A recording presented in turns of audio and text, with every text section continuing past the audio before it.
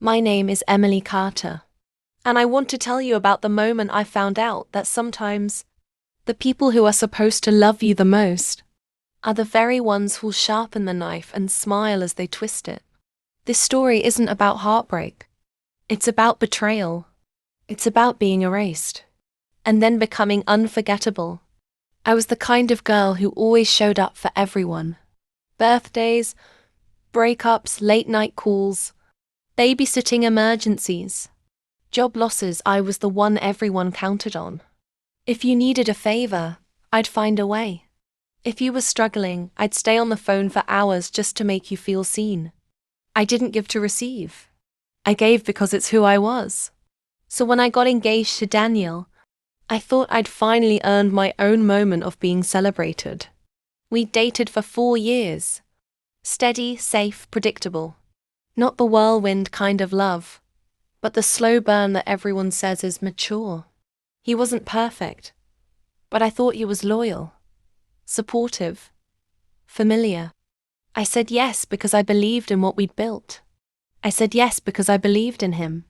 And when I told my family, they were thrilled. My mom cried. My dad poured wine. Samantha, my younger sister, the one who always stole the spotlight, she actually hugged me for once without making it about her. She offered to help plan the wedding, and I like a fool let her in. Fully, completely. She came to dress fittings, cake tastings, walked venues with me. She even helped me pick the exact shade of navy blue for the groomsmen's suits. She said she loved seeing me so happy. I didn't know it was because she was planning to wear that happiness like a costume. My wedding was set for early September. A lakeside venue I had dreamed about since I was a teenager. A long glass aisle framed by wildflowers and golden trees. Everything about it felt like a piece of my soul. I worked extra jobs to pay for it. Skipped vacations. Wore old shoes. Ate ramen for months. Also, I could afford the wedding I wanted, not extravagant, just personal. Mine. And then, 27 days before the big day, it arrived. A white envelope. From a law firm. Cold, unapologetic. Final. The wedding between Daniel Morgan and Emily Carter has been cancelled. Effective immediately. All further contact is prohibited and will be considered harassment. All legal communications are to be directed to our office moving forward. That was it. No phone call. No explanation.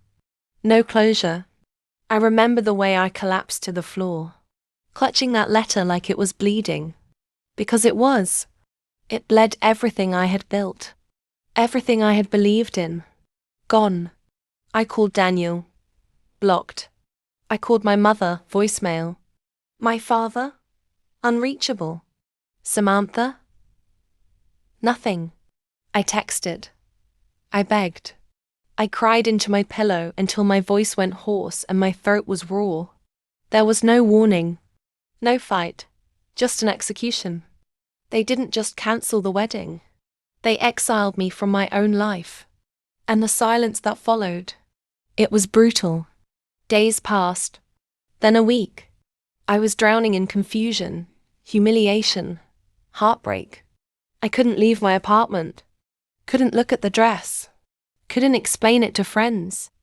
What was I supposed to say? Sorry, they decided I wasn't worth marrying anymore. And also, my whole family vanished with him. But life has a cruel way of showing you the truth whether you ask for it or not. It was a Saturday when a college friend sent me a message.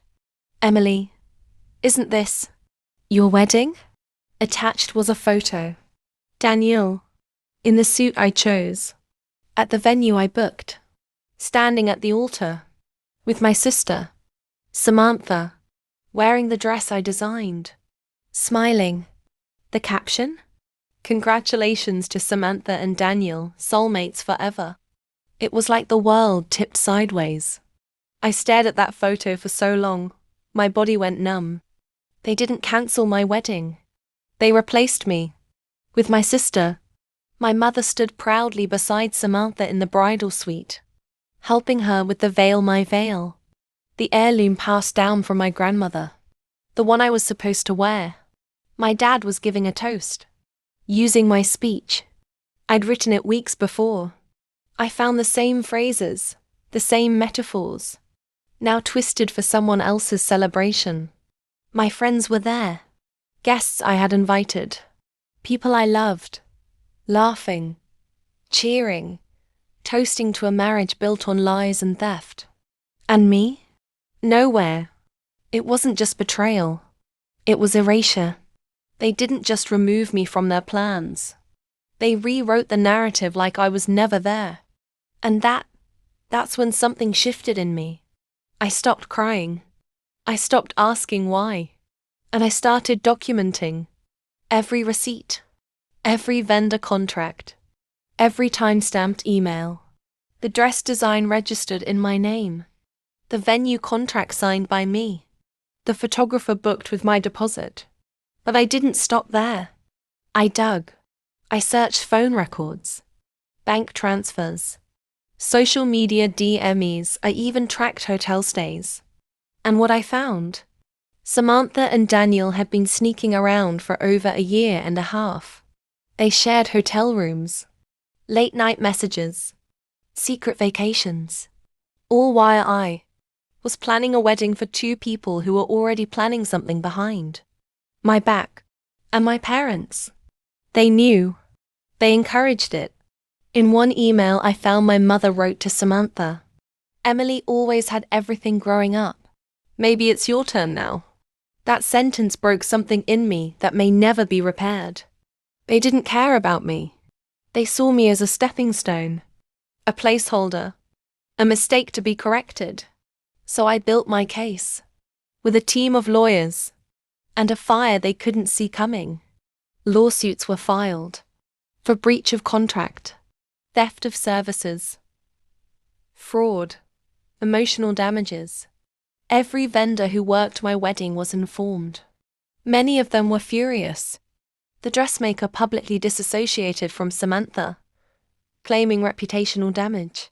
The venue blacklisted Daniel and Samantha for contract deception. Then came the press. The story went viral.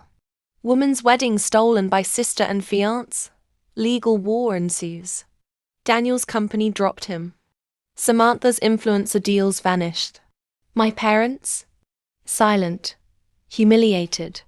They begged me to settle quietly. I refused. This wasn't about revenge. It was about truth and survival. I used the settlement to launch something new.